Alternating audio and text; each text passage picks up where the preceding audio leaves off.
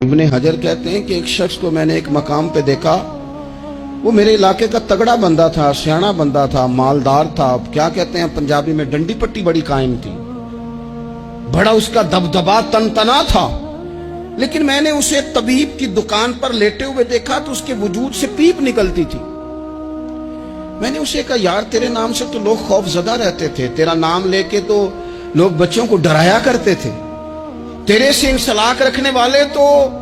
بازاروں میں گردنیں اونچی کر کے چلتے، تجھے کیا ہوا؟ تو کہنے لگا بس جب خدا کا حکم آیا، جب اللہ کی حکمت کا غلبہ ہوا، جب تک اس نے ڈھیل دی تو دی، لیکن جب وہ پکڑنے پہ آیا تو پھر حال یہ ہوا کہ ایک غریب مچھیرا مچھلیاں پکڑنے کے لیے دریا میں سارا دن بیٹھا رہا، اسے مچھلی نہ ملی، شام کو روئی پڑا کہ مالک میرے تو بچوں کے پاس کھانے کو بھی کوئی شے نہیں، تو ایک مچھلی شام کو بڑی محنت کے بعد ایک بڑی مچھلی اس کے ہاتھ لگی۔ ان دنوں نہ مچھلیاں ملتی تھی نہ گوشت ملتا تھا، وہ بیچارہ ایک مچھلی لے کے جا رہا تھا اپنے گھر کی جانب، تو سامنے اسے میں آ گیا۔ جو طریقہ ہوتا ہے، کدھر لے کے جا رہے ہو، کہاں سے لی ہے؟ تو کہتے اس نے کہا صاحب مجھے پتا ہے آپ مجھ سے چھین لیں گے، لیکن میرے بچے صبح سے بھوکے ہیں، یہی میرا روزگار ہے، آج مجھے کچھ نہیں میسر آیا، میں نے اس مچھلی کو لیا ہے، مجھے تو بیچنے کو بھی کچھ نہیں ملا، پتہ نہیں مجھے پکانی کس طرح ہے،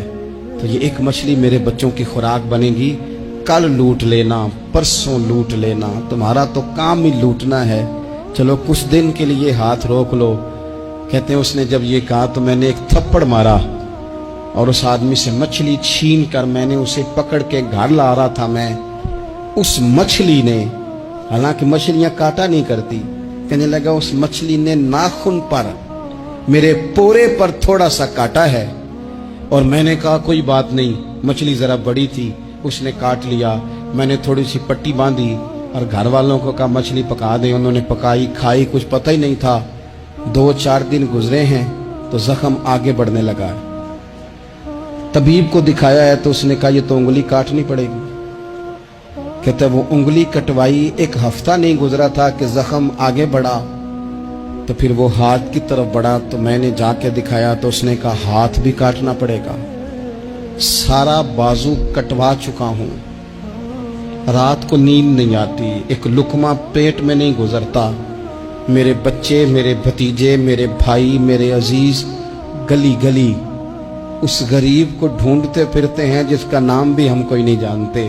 تھک گئے تلاش کر کر کے، خدا جانے کہاں چھپ گیا اللہ کی اتنی بڑی زمین میں، وہ ملتا نہیں، میں سو نہیں پاتا۔ کہنے لگے شیخ میرے لیے دعا کر دو، مجھے کچھ نہیں چاہیے، بس وہ مجھے مل جائے اور میں اس سے معافی لے لوں، بس وہ مجھے معاف کر دے، 2 جملے معاف، جیسے بھی ہوگا میں منا لوں گا، بندہ درکار ہے۔ ابن حجر نے لکھا ہے، کہتے ہیں وہ تڑپتا رہا، روتا رہا، آہوزاری کرتا رہا،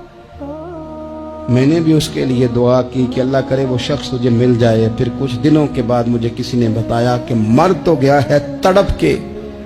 پر اس سے معافی کا موقع میسر نہیں آیا۔